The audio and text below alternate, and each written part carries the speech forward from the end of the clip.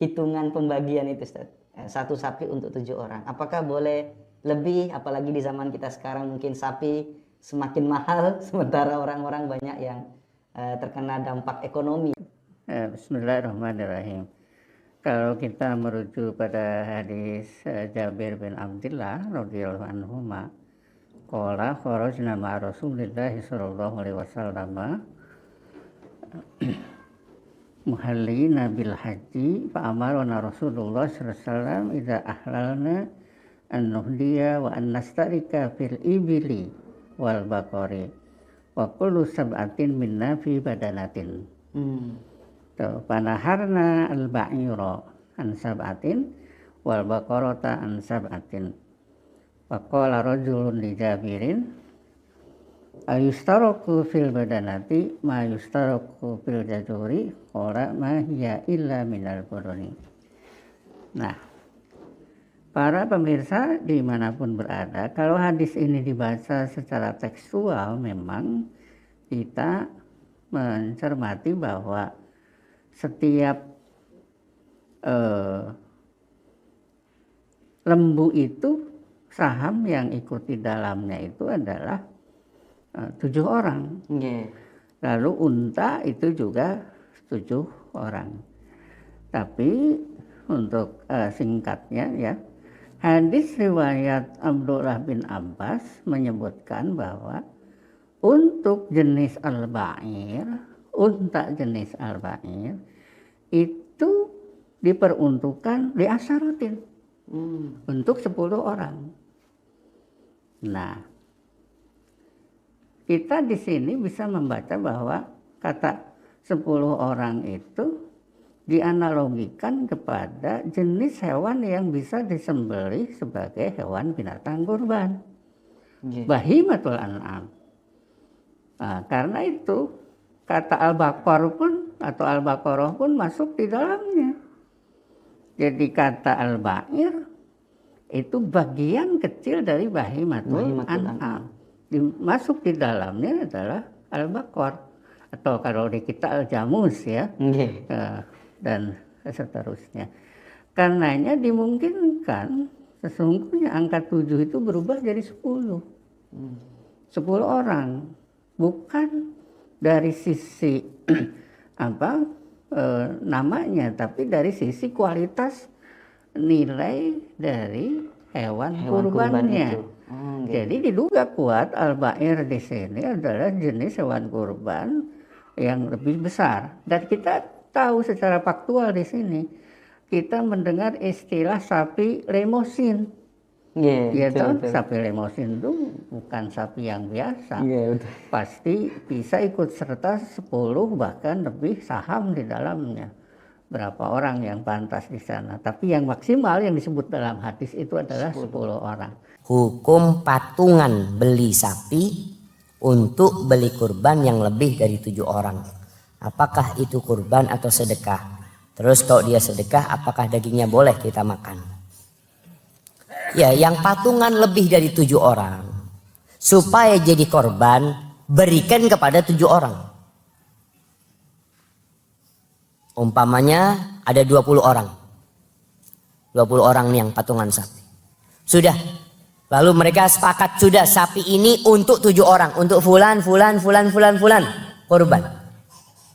Jadi yang lainnya itu telah memberikan haknya kepada 7 orang.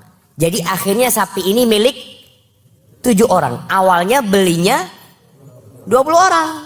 Tapi kemudian dijadikan untuk 7 orang. Sudah, ini buat fulan sudah antum korban. Maka jadi korban.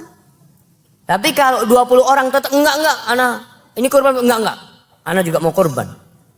Ya sudah, tahun ini biar fulan enggak. Akhirnya tetap 20 orang, maka itu sapi ya buat daging. Buat daging potong, antum mau sedekahkan silahkan. Mau sedekahkan dagingnya, antum dapat bagian umpamanya dapat 200 kilo. Dibagi 20 orang, tiap orang 10 kilo. Antum mau diapain? Antum mau makan silahkan. Mau jual boleh antum mau jual. Punya antum. Tapi kalau niatnya sodakoh, ya sudah antum sodakohkan. Ya, dari 10 kilo ini hak ana, sebagian mau ana sodakohkan, sebagian mau ana masak, gak apa-apa.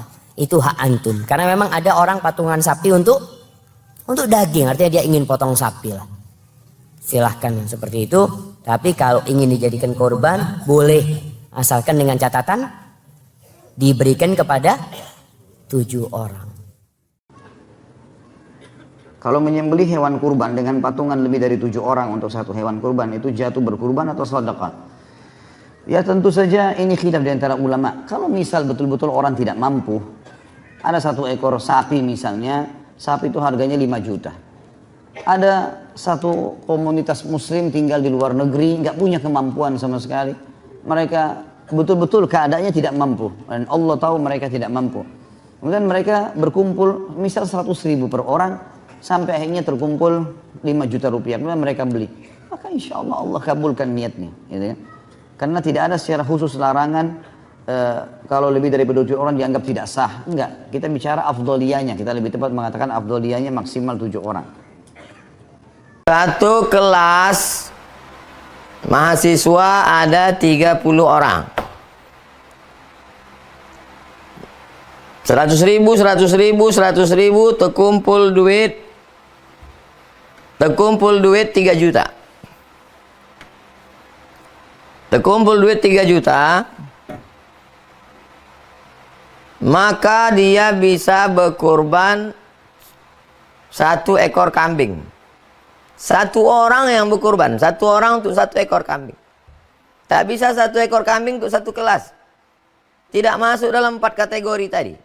4 kategori yang tadi, 1 orang 1 kambing, 1 orang 1 kambing wa ahli baitihi dan ahli baitnya, 7 orang 1 onta atau 7 orang 1 lembu, 1 orang 100 ekor onta.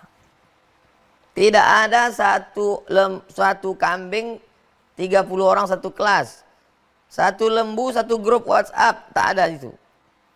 Jadi akadnya bagaimana? Akadnya begini. Saya kasih kamu 100.000 sebagai hadiah.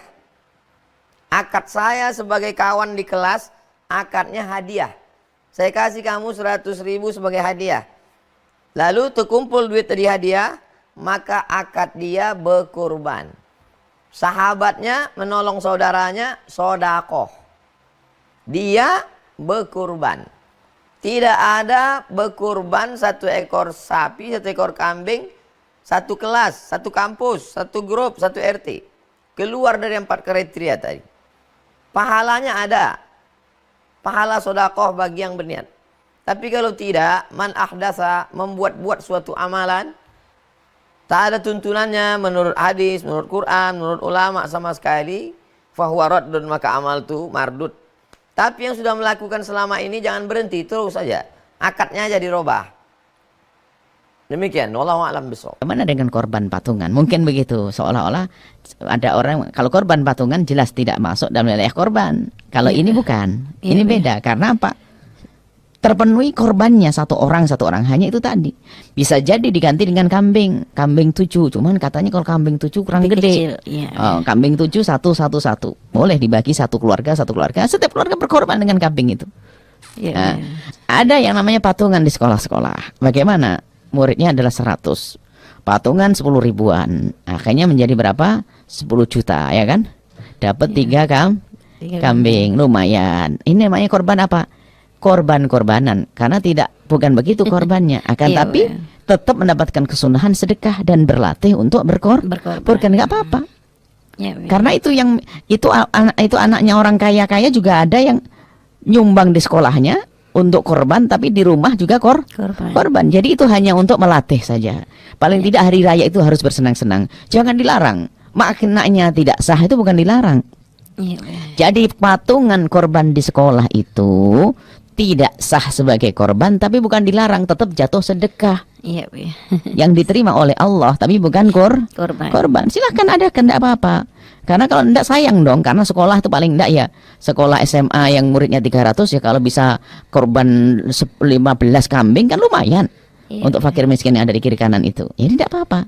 Cuman jatuhnya kalau patungan begitu bukan korban, jatuh sedekah.